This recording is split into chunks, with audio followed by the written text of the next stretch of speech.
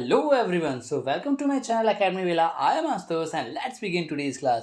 So आज की जो वीडियो है उसमें हम क्लास 12th की जो इंग्लिश की बुक है उसके चैप्टर 6 जिसका नाम है द आर्टिस्ट को पढ़ने वाले हैं और इसको लिखा है सीगा नाओया ने। तो इस चैप्टर में देखेंगे इस आर्टिस्ट के बारे में कि ये आर्टिस्ट क्या करता था और किस टाइप की मतलब कलाकृतियाँ ये सजोया करता था। बहुत सारी इंटरेस्टिंग चीज़ें पढ़ने को मिलेगी क्योंकि ये थोड़ा सा यूनिक टाइप का है चैप्टर जो कि आपको पढ़ने में मज़ा आएगा।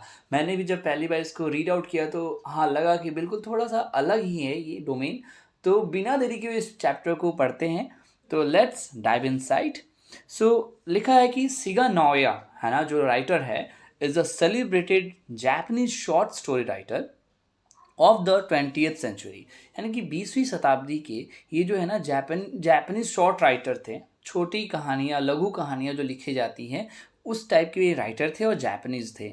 और जाहिर सी बात है जो किस्सा है ये जो आर्टिस्ट का वो एक जापान देश से ही लिया गया है, मतलब वहाँ के किस्सों में से एक है।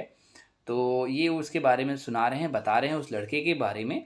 तो he wrote very sensitively about his people and their culture. वो अपने लोगों और अपने कल्चर के रिलेटेड जो भी चीज़ें लिखते थे ना बहुत संवेदनशीलता से लिखते थे, यानी कि सेंसिटिवली लिखते थे। ठीक है, संवेदनशीलता होता है इसका मतलब। The artist unfolds before us the world of A talented Japanese boy. हमारे सामने जो ये आर्टिस्ट चैप्टर है वो अनफोल मतलब खोल के रख देना है ना, हमारे सामने इस चीज़ का पन्ना वो खोलना चाहते हैं। अबाउट द वर्ल्ड मतलब about a talented Japanese boy, एक टैलेंटेड जापानीज बॉय था जिसके आर्टिस्ट को इस राइटर ने परखा देखा और उसके ऊपर ये कहानी लिखी है। तो इसके बारे में है, टैलेंटेड जापानीज बॉय के बारे में है जिसका नाम था सेबे, है ना, सेबे नाम था इसका। It shows how the adult world often causes damage to सर्च टैलेंट्स। उसमें ये चैप्टर में वो दिखाना चाहते हैं ना कि ये जो दुनिया है ना, जो ये वयस्कों की दुनिया है, एडल्ट यानी वयस्कों की जो दुनिया है, ऑफन कॉजेज डैमेज टू सर्च टैलेंट्स, मतलब इस तरीके की टैलेंट्स को जो ये बच्चे के अंदर थी, जो ये लड़के के अंदर थी, उस टैलेंट का कैसे वो हनन करते हैं या फिर यूँ कहें तो डैमेज कर देते हैं, उसके बारे में इन्होंने प्रकाश डाला है इस चैप्टर में। तो बिना देरी किए हुए अब हम चैप्टर को आगे बढ़ाते हैं। अभी हमने इस चैप्टर के लेखक के बारे में जाना, अब हम इस चैप्टर को आगे बढ़ाते हैं। तो लिखा है फर्स्ट पैराग्राफ में, Seibei's parents knew that he often went out to buy himself gourds. देखिए इसमें कुछ वर्ड्स हैं। गॉड्स का मतलब होता है हमारी भाषा में, हमारी आम भाषा में लौकी को बोलते हैं, एक सब्जी है ना, ग्रीन वेजिटेबल है। तो सेबे जो था, सेबे के जो पेरेंट्स थे वो सब कोई जानते थे कि ये जो बंदा है, ये जो बच्चा है, ये अक्सर है ना बाहर जाया करता है ताकि वो अपने लिए लौकियाँ खरीद कर लाए। अब देखो मैंने पहली लाइन से ही थोड़ा आप इंटरेस्टिंग सा फील कर रहे होगे, यार ये कैसा आर्टिस्ट है, इसको तो लौकिया पसंद है ना। तो अब देखते हैं आगे और भी इंटरेस्टिंग चीज़ें मिलेंगी, आप देखते जाओ। He got them for a few cent and soon had a sizable collection. वो कहा जा रहा है कि वह उन लौकियों को कुछ सेन में खरीदता था। सेन पहले बता दूं कि जापान की करेंसी येन है, YEN, और उस येन का भी बहुत मतलब 1/100 हिस्सा, 1/100 पार्ट सेन होता है, मतलब बहुत छोटी इकाई में होती थी ये यूनिट। और ये करेंसी ये पहले यूज की जाती थी। तो कहा जा रहा है कि ही got them for a few Sen and soon had a sizable collection. वो बहुत कम पैसों में इनको खरीद लिया करता था लौकियों को, और उसके पास बहुत ही जल्द बहुत सारी लौकियों के अलग अलग साइज के कलेक्शंस हो गए, right. When he came home he would first bore a neat hole in the top of the gourd and extract the seeds। देखिएगा, बोर का मतलब होता है, आपने सुना होगा ना बोरिंग, है ना, पानी के लिए हम बोरिंग करते हैं नल वगैरह के लिए, है ना, पाइप अंडर डालते हैं मिट्टी में। वैसे ही बोर का मतलब आप इस लौकी में, ये वो क्या करता था, उस लौकी में बोरिंग करता था इन द सेंस कि उसके टॉप पे है ना एक छोटा सा साफ सुथरा होल बनाता था और उसमें बोर करता था ताकि लौकी के अंदर की जो बीज हैं है ना एक्सट्रैक्ट कर सके, उसको निकाल सके। एक्सट्रैक्ट मतलब निकालना। तो next he applied tea leaves to get rid of the unpleasant gourd smell. अब देखिए इसमें कुछ वर्ड्स हैं जैसे कि गेट रीड ऑफ, ये एक फ्रेज है। गेट रीड ऑफ मतलब छुटकारा पाना, निजात पाना। तो वो क्या करता था, उसके अगले काम क्या था, पहले तो उसने एक बोरिंग करके एक छोटा सा टिप होल कर दिया टॉप पे लौकी के, और उसके बाद से उसमें चाय पत्तियों को डाला करता था, है ना। वो चाय पत्तियों को डालता था किस लिए, ताकि उसको छुटकारा मिल सके from the unpleasant God smell. Unpleasant मतलब जो अच्छा सा नहीं स्मेल करता, है ना, तो उसको हम अनप्लेजेंट कहते हैं, जो हमें अच्छा ना लगे, है ना। गॉड स्मेल, है ना, लौकी की जो अनप्लेजेंट स्मेल थी उससे निजात पाने के लिए, उसे गेट रेड ऑफ, वो क्या करता था, उसमें चाय पत्तियों को अप्लाई करता था। ही देन फेच्ड, फेच मतलब निकालना, पानी को भरना फेचिंग ही कहलाती है। तो he then fetched the sake which he had saved up from the dregs in his father's cup and carefully polished the surface. सेक का मतलब आपको बता दूं, सेक का मतलब होता है Japanese drink made from rice. मतलब ये जापानीज टाइप का एक ड्रिंक था जो चावल से बनाया जाता था। तो वो क्या करता था, सेक को फेच करता था, मतलब निकालता था, which he had saved off from the dregs in his father's cup. Dregs का मतलब होता है the last few drops left in a glass. होता है ना, चाय जब कोई पीता है तो उसमें लास्ट में थोड़ा सा नीचे रहने देता है, क्योंकि वो सोचते हैं कि उसमें थोड़ा सा चाय पत्ती वगैरह का कण होगा, तो उसको छोड़ देते हैं। तो वो लेफ़्ट ओवर जो चीज़ें होती हैं ना चाय वगैरह में ऐसे पी जाती है, उनको हम क्या बोलते हैं, ड्रैक्स। ठीक है, जो फ्यू ड्रॉप्स जो होते हैं। तो कहा जा रहा है कुल मिला के ये, कि वो उसके पापा जब चाय पी लेते थे, मतलब चाय इन द सेंस, सॉरी, सेक, वहाँ का जो प्रसिद्ध चीज़ें थी, जो कि एक जापानीज ड्रिंक है जो चावल से बनाई जाती है, वो जब पी लेते थे ना, तो उसका जो ड्रैग हुआ करता था, है ना, वो उसको लेकर आता था और उससे ही इस लौकी को पॉलिश करता था। देखिए थोड़ी अनोखी चीज़ है, लेकिन आप इस चीज़ को देखो कि ये कैसे, मतलब एक लौकी पे इतना ध्यान दे रहा है ना, और उसको इतनी सारी उस पर एक्टिविटीज़ कर रहा है। तो ये एक आर्टिस्ट कैसे हो जाएगा, मतलब ये इसका एक कला कैसी है, ये हम आगे देखते हैं धीरे धीरे करके।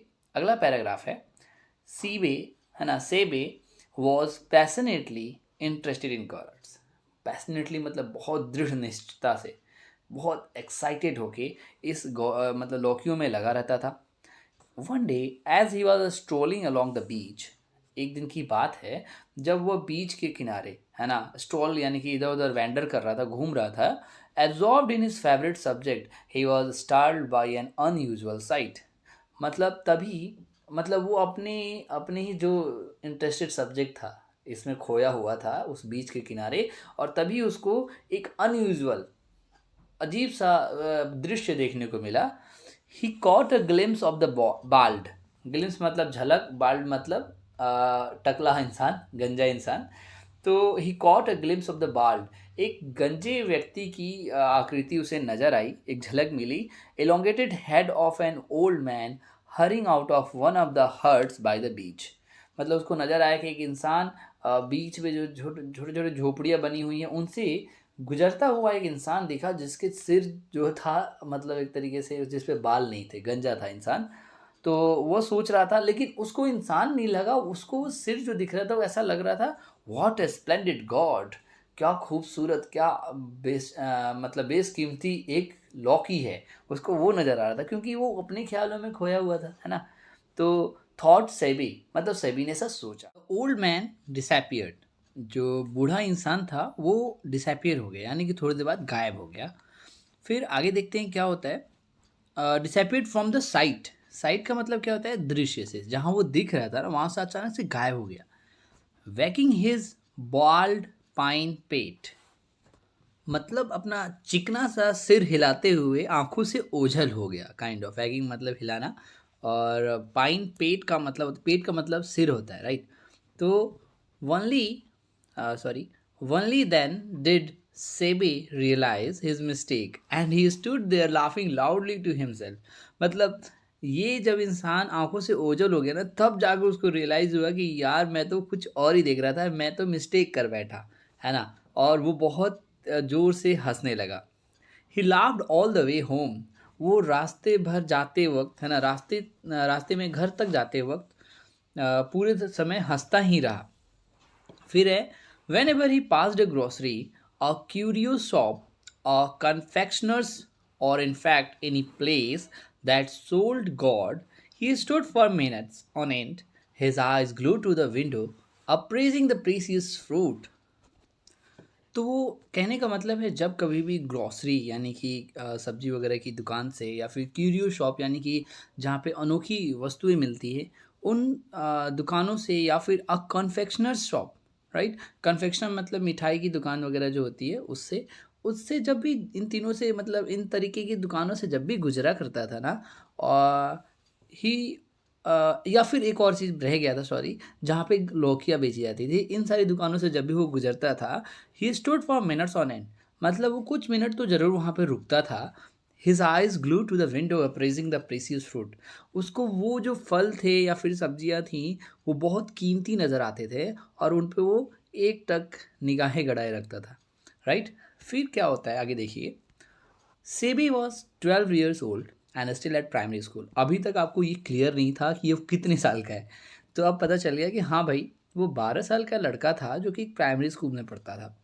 After class instead of playing with the other children he usually wandered about the town looking for gourds. देखो भाई, हमने पहले ही बोल दिया कि वो आर्टिस्ट है, तो आर्टिस्ट का जो भी है ये शुरू से पता चल जाता है कि वो बंदा ऐसा है।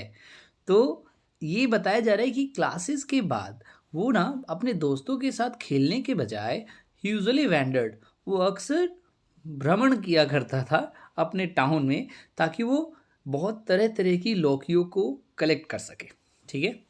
Then in the evening he would sit cross legged in the corner of the living room working on his newly acquired fruit.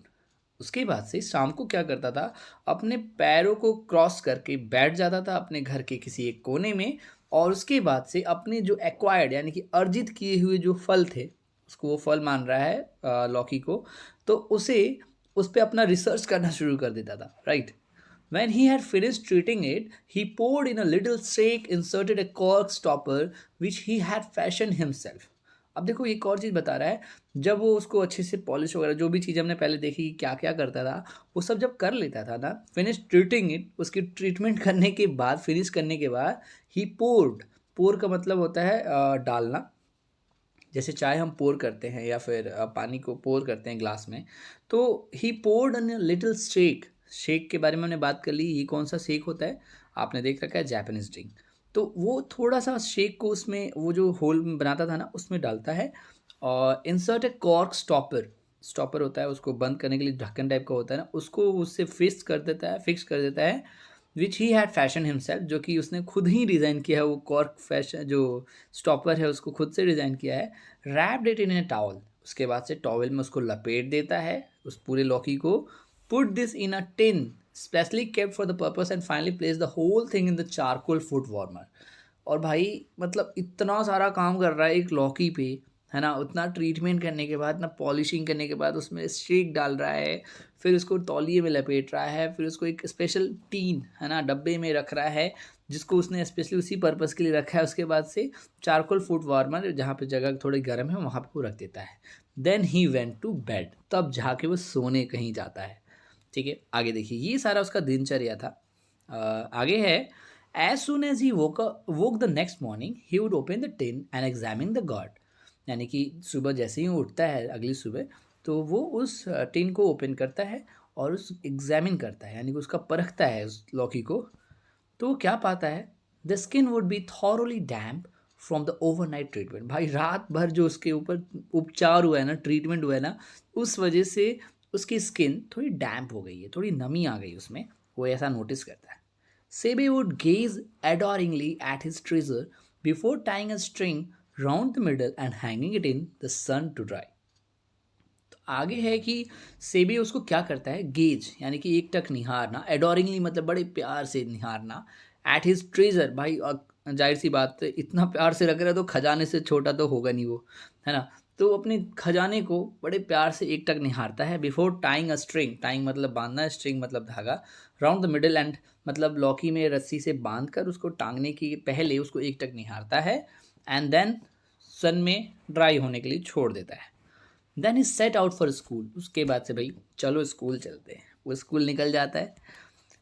SEBI lived in a harbour town, Seibei जो है ना एक बंदरगाह वाले इलाके में रहता है। हार्बर टाउन मतलब जहाँ पर इनपुट एक्सपोर्ट होते रहता है, बहुत बंदरगाह टाइप का, है ना, बीच टाइप का, समुद्र के किनारे वाला एरिया, है ना, जहाँ पे ट्रांसपोर्ट का जो माध्यम है वो वाटरवेज होता है।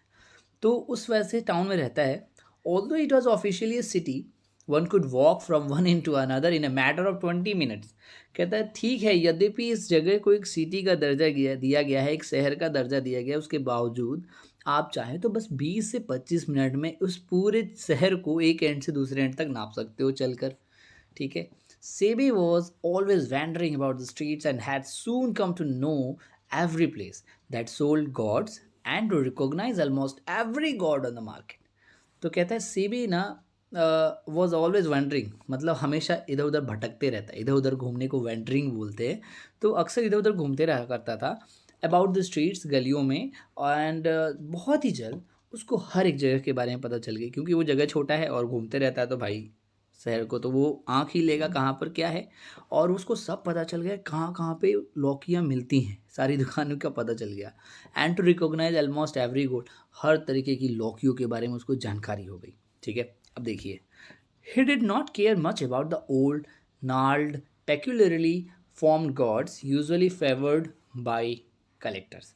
नार्ल का, इसको जी यहाँ पे साइलेंट होगा, नार्ल पढ़ेंगे तो ट्विस्टेड और रिंकल्ड, यानी कि झुर्रिया जैसी पड़ जाती है, थोड़ा टेढ़ा टेढ़ा जैसा होता है ना, उसको नार्ल्ड बोलते हैं।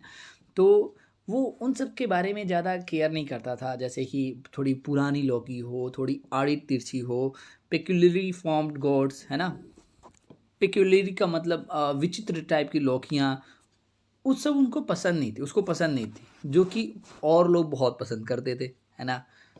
The type the type that appeal to Seibei was even and symmetrical. तो भाई उसको कैसी पसंद थी, उसको बिल्कुल सीधी सादी, है ना, सिमेट्रिकल, हर तरफ एकदम मतलब जिस सेक्शन से देखो एकदम बराबर दिखे, एकदम सीधी सादी उसको लौकी पसंद थी। ठीक है। That youngster of yours only seems to like the ordinary looking ones, said a friends of his father who had come to call. एक दिन उसके घर उसके फादर के मित्र आए तो वो बोलते हैं कि लगता है कि तुम्हारा लड़का जो है ना, सामान्य दिखने वाले मतलब लौकियों को ही बस पसंद करता है ना। He pointed at the boy who was sitting in the corner busily polishing a plain round god. जब ये बात कब कही उनके मित्र ने, वो उसके घर आए थे और जब वो लौकियों को लेकर पॉलिश करने में लगा हुआ था एक कोने में बैठ के। फिर क्या हुआ, fancy a lad spending his time playing around like that with gourds, said his father giving Seibei a disgusted look. उसके पिता ने उसके तरफ एकदम घृणा भरे निगाह से देखते हुए बोला कि देखो भाई, एक ऐसे बच्चे की कल्पना करो जो कि अपना मोस्ट ऑफ द टाइम खेलने में बिताता है लौकियों के साथ, है ना। फिर होता है कि see here Seibei my lad, lad का मतलब लड़का होता है, बोलते हैं कि बेटा देखो मेरी तरफ सेबे, है ना, सेट द फ्रेंड। वो कौन बोलता है ये बात, ये बोलते हैं उसके दोस्त,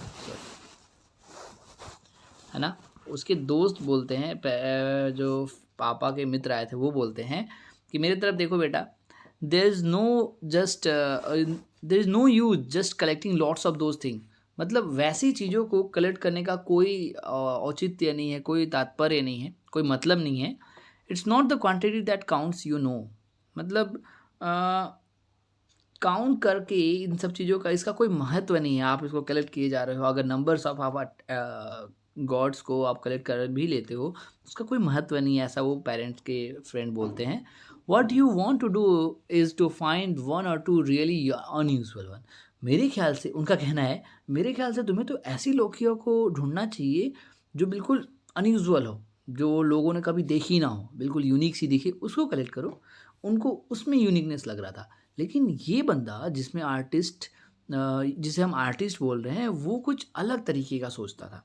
ठीक है, अभी देखिएगा, अभी भी नहीं पता चला कि वो एक्चुअल में कौन सी आर्टिस्ट गिरी कर रहा है ना। आगे देखिए, I prefer this kind, said Seibei and let the matter drop.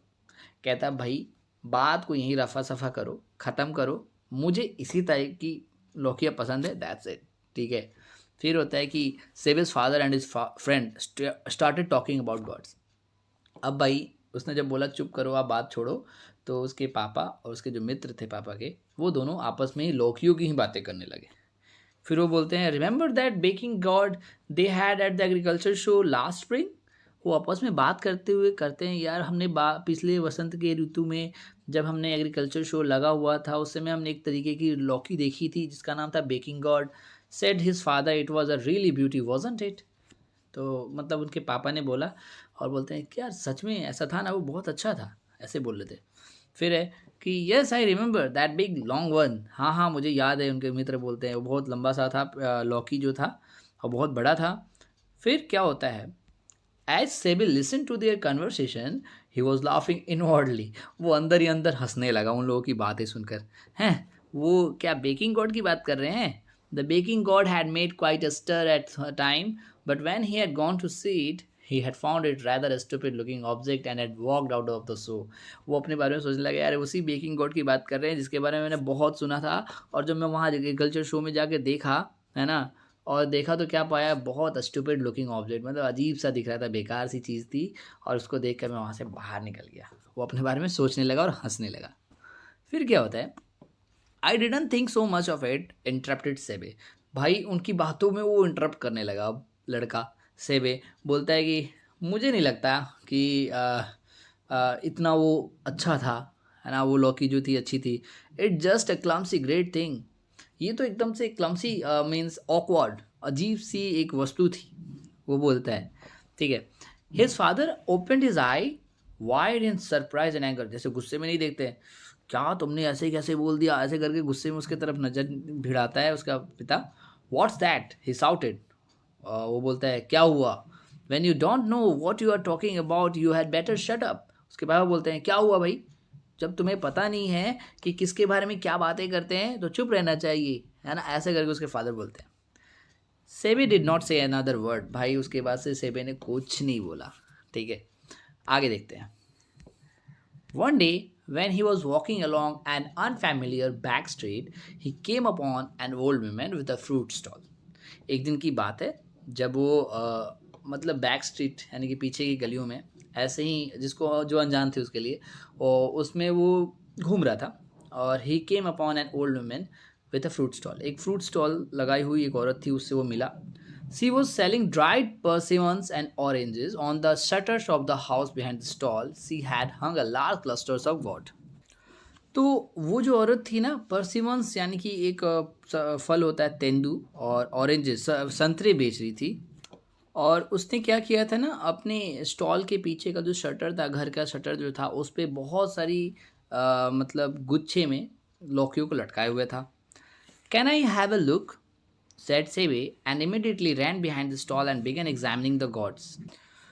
तो can I have a look मतलब उसने बोला कि क्या मैं इसे देख सकता हूँ, ऐसा सेबे ने बोला, और इमिडिएटली वो क्या किया, उस स्टॉल की तरफ दौड़कर चला गया और उस गॉड को यानी कि लौकी को लेकर उसे एग्जामिन करने लगा, देखने लगा। Suddenly caught sight of one which was about 5 inches long and at first sight looked quite common place. मतलब अचानक से क्या हुआ, उसने देखा कि वो जो लौकी थी लगभग 5 इंच की मतलब लंबी थी, और साथ ही साथ उसको एक ही नज़र में उसको अच्छी लगी वो लौकी। And something about it made Seibei's heart for beat faster. और कुछ ऐसा था जिसकी वजह से सेबी का दिल बहुत ज़ोरों से धड़कने लगा उस लौकी के लिए, क्योंकि भाई वो उसी चीज़ को कलेक्ट करता था तो बहुत उसको पसंद करता था। उसको लगा कि यार एंटिक पीस है ये बिल्कुल, है ना, तो उसको वो लेने के लिए आतुर हो गया। फिर क्या हुआ कि how much is this one, he asked painting out the words. वो मतलब एकदम हाँफते हुए, मतलब होता है ना खुशी के मारे बोलने लगा, अच्छा इसका दाम कितना हुआ भाई, है ना आंटी बताओ। Well said the old woman since you are just a lad I will let you have it for 10 cent. वो कहती है यार देखो तुम बच्चे हो इसलिए मैं तुम्हें 10 सेंट में दे दूंगी, ठीक है। In that case said SEBI urgently please hold it for me want you, I will be right back with the money. बोलता है अगर ऐसी बात है तो प्लीज़ थोड़ी देर के लिए रुक जाओ, मैं घर जाता हूँ और उस पैसे को लेकर तुरंत आता हूँ, किसी को बेचना मत ये, है ना। आगे देखिए क्या होता है कि he dashed home and in no time at all was back at the stall. मतलब बिना समय गवाए वो घर गया और तुरंत वापस आया उस दुकान पे। He bought the God and took it home. उसने उस लौकी को खरीद लिया, कुछ अनोखी चीज़ उसने देखी थी उसमें और उसको घर ले आया। From that time on, he was never separated from his new god. He even took it along to school and used to polish it under his desk in class time. उसके बाद से उस लौकी को उसने अपने आप से बिछड़ने नहीं दिया और यहाँ तक कि वो अपने स्कूल भी उस चीज़ को लेके जाता था लौकी को और अपने डेस्क के नीचे क्लास टाइम में उसको पॉलिश किया करता था छुपा के. It was not long before he was caught at this by one of the teachers who was particularly incensed because it happened to take place in the ethics class. मतलब वो दिन दूर नहीं थे जब ये टीचर की नज़र में ना आए और उसको एक टीचर ने देख लिया, पकड़ लिया उसे ये काम करते हुए, उसको पॉलिश करते हुए. और एक और बात थी कि वो टीचर उस समय नीति शास्त्र पढ़ा रहा था, एथिक्स की क्लासेस ले रहा था और उसी टाइम पे एथिक्स का अवहेलना करते हुए वो क्या कर रहा है कि भाई क्लास में बैठकर उसको पॉलिश कर रहा है. इस पर वो बहुत टीचर चिढ़ गया. अब क्या होता है देखिए. The teacher came from another part of Japan and found it most offensive that children should indulge in such effeminate pastimes as collecting cards. Effeminate का मतलब अगर आप देखा जाए तो आप कह सकते हो कि womanish का मतलब जो काम औरतें करती हैं एक टाइप की. तो उसको ना वो जो इंसान था, वो जो टीचर था, वो जापान के दूसरे हिस्से से आता था उनको पढ़ाने के लिए, ठीक है. और ऐसा था कि वो फाउंड इट मोस्ट ऑफेंसिव और उसको ऐसा लगता था ये बहुत बुरा काम है जो आप कर रहे हो, ये बच्चा जो कर रहा था, है ना. दैट चिल्ड्रन शुड इंडल्ज, ऐसे लोग बच्चे जो हैं वो इन सब औरतों वाले काम में लगे रहें वो और अपना पास टाइम करें, मतलब टाइम बिताएं लौकियों के साथ, वो उसको बुरा लगता था. फिर क्या हुआ कि he never minded having his student sing naniwabushi ballads however raucously का मतलब बेसुरे आवाज़ में. वो कह रहा है कि भाई ठीक है, एक गाना होगा कोई नानीवाबुशी करके जापान का, तो वो गाना भले ही बच्चे कितने भी बुरे आवाज़ में गाएं वो उसको चलेगा, लेकिन ये सब काम करते हुए उसको बच्चे करें मतलब पकड़े जाएं ये पसंद नहीं था उस टीचर को. Now when he found Seibei silently polishing his gourd his voice trembled with fury. मतलब जैसे उसने देखा उस सेबे को ऐसा काम करते हुए, पॉलिश करते हुए, तो वो बहुत गुस्से से भर गया, आग बबूला हो गया. वो बोलता है कि you are an idiot, he shouted. वो बहुत तेजी से चिल्लाया टीचर कि क्या तुम इडियट हो एक, हैं. There is absolutely no future for a boy like you. तुम्हारे जैसे बच्चों का कोई फ्यूचर नहीं है भाई, कोई भविष्य ही नहीं है ना. Then and there he confiscated the gourd on his which Seibei had spent so many long hours of work. उसी समय उसने क्या किया, जिस लौकी को वो बच्चा बेचारे कई दिनों से उसको मतलब उस पर वर्क कर रहा था, बहुत सारा उस पर काम किया हुआ था, उसको पॉलिश की थी, उसको उसने कॉन्फिस्केट कर दिया. इट मीन्स सीज कर दिया, उसको वहाँ से ले लिया, उसको मतलब उस बच्चे से छीन लिया kind of. Seibei stared straight ahead and did not cry. वो चुपचाप एक टक उसे निहारता रहा सेबे, है ना, लेकिन एक बार भी उस पर चिल्लाया नहीं टीचर पे, ठीक है. होता क्या है कि when he got home Seibei's face was pale. उसका चेहरा पीला पड़ गया था वो जब घर पहुंचा. Without a word he put his feet on the warmer and set looking blankly at the wall. वो बेचारा घर जाकर अपनी खाली दीवार को निहार रहा था, बहुत मतलब उदास था कहने का मतलब. फिर क्या हुआ, after a while the teacher arrive. थोड़ी ही समय बाद जो टीचर था वो घर पहुंच गया. As Seibei's father was not yet home from the carpenter shop where he worked, the teacher directed his attack on Sebe's mother, है ना. जैसा कि पता है थोड़ी देर बाद टीचर वहाँ घर पे पहुँच गया उसके, और सेबे के फादर अभी तक नहीं आए थे कारपेंट्री शॉप से, और द टीचर डायरेक्टेड अटैक, वो ने मम्मी को अटैक कर दिया भाई, बातें बताने लगा उसके बारे में कि this sort of things is the responsibility of the family. ये सारी चीज़ें जो बच्चा कर रहा है ये सारा रिस्पॉन्सिबिलिटी फैमिली का है ना. ऐसे करके गुस्से में था. He said in a stern voice, बहुत गुस्से वाली आवाज़ में बोला, it is the duty of your parent to see that such things don't happen. ये तो तुम्हारे घर के परिवार के लोगों की जिम्मेवारी है कि ऐसी चीज़ें नहीं होनी चाहिए. In an agony of embarrassment Seibei's mother muttered some apology. मतलब होता है ना, बुरा लगता है तो माँ थोड़ा टीचर से बोलती है सॉरी माफ़ कर दीजिए बच्चा है, ऐसे करके माफ़ी मांगने लगी माँ उसके लिए. मीनवाइल उसी समय क्या होता है भाई, अब तो भाई आफत आने वाली है. Sebe was trying to make himself as inconspicuous as possible in the corner. इसका मतलब होता है इनकॉन्स्पिक्यूअस का मतलब नॉट इजीली नोटिस्ड. वो चाहता था कि यार मेरे जो लौकियाँ हैं ना वो पीछे उसको टंगी हुई हैं, वो टीचर को ना दिखे, तो वो ऐसा नोटिस करने के लिए कॉर्नर में बैठा हुआ था और अपने आप को चाह रहा था कि ये चीज़ें छुप जाए उसके टीचर से. Terrified, he glanced up at his vindicative teacher and at the wall directly behind where a whole row of fully prepared god was hanging. वो देख रहा था कि यार उसने अगर टीचर ने पीछे मुड़ के देखा तो और बौखला जाएगा, क्योंकि पीछे उसके टीचर देख नहीं पा रहा था, उसके पीछे उसकी वो तैयार की गई बहुत सारी लौकियाँ टंगी हुई थी लाइन से, है ना. What would happen if the teacher caught sight of them. क्या होगा अगर टीचर ने पीछे मुड़कर देख लिया उन सारी लौकियों को, है ना. क्या हुआ, सॉरी, ट्रेम्बलिंग इनसाइड, है ना. Trembling inside, he waited for the worst, but at length the man, exhausted in rhetoric, and stamped angrily out of the house. Sebe heaved a sigh of relief. Trembling inside का मतलब है कि वो कांपते हुए, एक तरीके से मन में कांपते हुए, he waited for the worst, मतलब सबसे बुरी परिस्थिति का सोच रहा था कि अभी बहुत बुरा होने वाला है मेरे साथ. But at length the man exhausted his rhetoric, है ना. रेटोरिक का मतलब अपना जो वो फुल तेज़ी से स्पीच दे रहा था, वो स्पीच अपना रोक दिया उसने, टीचर ने. And stamped angrily out of house, उसके बाद से उस घर से चला गया. सेबी हैव्ड अ साई ऑफ रिलीफ, उसके बाद उसको सांस में सांस आई, ठीक है. SEBI's mother was sobbing softly, है ना. उसकी जो माँ थी, सेबी की जो माँ थी, बहुत सिसकियाँ भर रही थी. In a querulous whine, she began to scold him, and in the midst of this, Sebe's father returned from his shop. उसकी जो माँ थी वो चिड़चिड़ाते हुए, रोते हुए, चीखते हुए उसको डांट रही थी, और इसी बीच उसके पापा बैक टू होम रिटर्न आ गए, है ना. As soon as he heard what had happened, he grabbed his son by the collar and gave him a sound beating. जैसे उन्होंने सुना कि भाई ऐसी ऐसी बात हुई है और टीचर जो है उसको डांट कर गया है, तो पिताजी ने क्या किया, सेबे का कॉलर पकड़ा, उस पर चिल्लाना शुरू कर दिया, पकड़ के बुरी तरह चिल्लाया उस पर, और you are no good, he bawled at him, है ना. बॉल्ड का मतलब होता है क्राइड, रोअर्ड, यानी दहाड़ा, उस पर चिल्लाया कि तुम किसी काम के नहीं हो, बहुत बुरे हो तुम. You will never get anywhere in the world the way you are carrying on. जिस तरीके से तुम आगे बढ़ रहे हो, इस तरीके से तुम्हें दुनिया में कुछ भी हासिल नहीं होने वाला है, ऐसा उन्होंने बोला. I have a good mind to throw you out into the street where you belong. मुझे अच्छा लगेगा कि अगर मैं तुम्हें यहाँ से उठाकर बाहर गलियों में फेंक दूँ जहाँ के लिए तुम बने हो, ऐसा उसके पापा ने बोला. गुस्से में थे भाई. The gods on the wall caught his attention. तभी उनकी नज़र उन लौकियों पे पड़ी. भाई टीचर की नज़र से तो बच गया था, पिताजी तो गर्म थे, गुस्से में थे, तो उनसे कैसे बचेगा. तो without a word he faced his hammer and systematically smashed them into pieces. भाई वन आफ्टर द अदर. एक और चीज़, जैसे ही उनको नज़र पड़ी, बिना कुछ बोले उन्होंने उठाया एक हैमर और बहुत सिस्टम से लगा के एक एक लौकियों को कुचुम्बर निकाल दिया, उसको स्मैश कर दिया.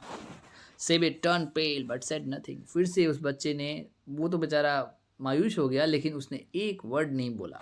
जैसे टीचर ने भी किया था तो उसने कुछ नहीं बोला था, नोटिस किया ना आपने. ओके, आगे देखिए. द नेक्स्ट डे, है ना, the teacher gave Seibei's confiscated gourd to an old porter who worked in the school. अगले दिन क्या किया ना, पोर्टर का मतलब होता है अटेंडेंट, यानी कि जो स्कूल का जो अटेंडेंट था. तो अगले दिन जो टीचर जो लौकी लिया था, तो उसको तो वो एक तरीके से बेकार सी चीज़ लग रही थी, तो उसने अपने उस अटेंडेंट को जो स्कूल में काम करता था उसको लौकी बेच दी, मतलब दे दी, sorry. Here take this, he said, as if handling over some unclean object. मतलब जैसे कोई इंसान बेकार सी धूल पड़ी हुई चीज़ देता है किसी को ना, वैसे उस चीज़ को उस पोर्टर को लेखक टीचर ने दे दिया कि भाई लो यार मेरी तरफ से, है ना. The porter took the God home with him and hung it on the wall of his small सूटी रूम. अपने छोटे से रूम में वो पोर्टर अपना उस लौकी को ले गया और उसको टांग दिया, ठीक है. अबाउट 2 months लेटर, 2 महीने बाद, the porter finding himself even more hard pressed for money that usual. मतलब उसको बहुत ज़्यादा पैसों की जरूरत पड़ी, तो decided to take the god to a local curio shop to see if he could get a few coppers for it.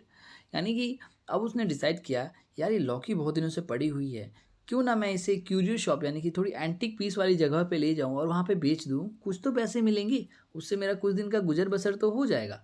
The curio dealer examined the god carefully, then assuming an uninterested tone, handed it back to the porter, saying, I might give you 5 yen for it. उस दुकानदार ने उस लौकी को परखा, ध्यान से देखा, इधर से देखा, उधर से देखा, और फिर बोलता है कि यार ये लो तुम लौकी। उस अटेंडेंट को फिर से हाथ पकड़ाया, और मैं शायद इसके 5 येन से ज़्यादा नहीं दूंगा। 5 येन, आप समझ रहे हो, येन का 100वां हिस्सा होता है सेन। कुछ सेन में खरीदा था, 10 सेन में, और वो बन चुकी थी अब 5 येन की। देखो जरा, अभी समझ में आएगा आर्टिस्ट क्या होता है, द आर्टिस्ट चैप्टर क्या पढ़ रहे हैं हम। देखो, the porter was astounded but being quite an astute old man. Sorry, there is some issue. कहा जा रहा है कि जो पोर्टर था ना, बहुत बहुत चक्का रह गया। अरे भाई 5 येन मिल रहे हैं मुझे, बट वो थोड़ा बूढ़ा व्यक्ति था, तो एस्ट्यूट है ना, सॉरी क्लेवर, स्मार्ट व्यक्ति था। बूढ़ा होता है लोग तो एक्सपीरियंस मैन होते हैं, तो स्मार्ट होता था, क्लेवर था, इसलिए उसने बोला, रिप्लाइड कूलली, बहुत शांत मन से बोला, I certainly would not part with for it. The dealer immediately raised his offer to 10 yen, but the porter was still adamant. तो वो बोलता है बहुत शांत मन से, जो पोर्टर था, इस दाम में तो मैं तुम्हें कभी ना बेचूं, मैं किसी को ना बेचूं भाई 5 येन में, है ना, क्योंकि अब समझ गया था इसकी कीमत हो रही है अच्छी खासी। तो डीलर ने तुरंत क्या किया, अपना दाम बढ़ा दिया और ऑफर करने लगा, भाई चलो मैं तुम्हें 10 येन देता हूँ, अब तो दे दो इसे। बट फिर भी पोर्टर जो था एडमेंट, यानी कि अपनी बात पे अडिग रहा, ठीक है ना। आगे देखिए, in the end the curio dealer had to pay 15 yen for the God. सोचो जरा, 15 येन मिले उसको, उस लॉकी के, ठीक है। The porter left the shop dilated at his luck. Porter जो था, जो अटेंडेंट था, जिसको लॉकी मिली थी, वो मतलब बहुत खुश, और वहाँ से दुकान से निकल गया 15 येन लेके। It was not often that the teacher gave on a free gift equivalent to a year's wages. यानी 1 साल की तनख्वाह मिल गई थी उसे, एक तरीके से देखा जाए। वो सोच रहा था यार टीचर ने तो मतलब क्या ही कर दिया, मुझे जितनी सैलरी 1 महीने में नहीं मिलती थी, 1 साल में नहीं मिलती थी, उतना एक लौकी का गिफ्ट दे कर दिया। He was so clever as not to mention the matter to any one. भाई ये बताने की नहीं है कि वो कितना चालाक था porter. And neither Seibei nor the teacher ever heard what had happen to the gourd. ना ही टीचर को, ना ही सेबे को कुछ पता चला कि उस लौकी का क्या हुआ, है ना। Yes, the porter was clever, जाहिर सी बात है भाई, पोर्टर तो क्लेवर था, but he was not clever enough, लेकिन वो ज़्यादा इनफ क्लेवर नहीं था। क्या हुआ अब सुनो। Little did he imagine that this same gourd would be passed on by the curio dealer to a wealthy collector in the district for 600 yen. भाई शायद उसे पता चली होगी ये बात उस पोर्टर को कि भाई जिसने 15 येन में बेचा था, उसी 15 येन की लौकी को उसी सिटी का एक बहुत अमीर इंसान, है ना, वेल्दी कलेक्टर यानी कि धनवान इंसान, उस ज़िले का, डिस्ट्रिक्ट का, उसको 600 येन में खरीद लेगा। तो भाई पूरा पूरा मुनाफा हुआ उस डीलर को। आगे क्या है, Seibei is now engrossed in his pictures, मतलब इंगेज हो चुका था अपने ही कामों में। मैंने मतलब इन हिज पिक्चर, सॉरी, यानी कि अब ड्राइंग करने लगा था, है ना। वो तो अब दिख रहा है ना, आपको पता चल गया ना कि वो कितना बड़ा आर्टिस्ट था, उसकी चीज़ें कितनी महंगी बिकी, किसी को पता भी नहीं था। मतलब उसने भी ऐसा नहीं सोच रखा था, है ना। He no longer feels any bitterness either towards the teacher और towards his father who smashed all his precious gourds to pieces. वो किसी से घृणा नहीं कर रहा था अभी भी वो बच्चा, और ना ही उसके अंदर तीखापन था अपने टीचर को लेकर, अपने पेरेंट्स को लेकर, जिन्होंने उसकी लौकियों को कुचुमन निकाल दिया था, ठीक है। Yet gradually his father has begun to scold him for painting picture. भाई और भी दुखद बात यह है कि उसके पिता अब फिर से उसकी अब जो पेंटिंग कर रहा था उस पर भी चिढ़ रहे थे, उस पर भी गुस्सा कर रहे थे, उसको डांट रहे थे, फटकार रहे थे। तो आप देख सकते हैं कि एक आर्टिस्ट की लाइफ कितनी स्ट्रगल भरी होती है। आई होप आपको समझ में आया होगा इस चैप्टर से, बहुत ही अच्छा चैप्टर लगा मुझे, और आई होप आपको भी मज़ा आया होगा इस चैप्टर में। तो आर्टिस्ट की कदर करना सीखो आप लोग भी, और किसी भी टाइप का आर्टिस्ट हो, उसको रेस्पेक्ट मिलनी चाहिए। इस चैप्टर के बाद तो आपको भी समझ में आ रहा होगा कि किस परिस्थिति से वो गुजर रहा होगा। तो आई होप ये वीडियो को आप ज़रूर शेयर करोगे दूसरों के साथ। तो मिलते हैं फिर नेक्स्ट वीडियो में। आपको वीडियो कैसी लगी कमेंट करके ज़रूर बताइएगा। तब तक के लिए stay home, stay safe. Thank you so much.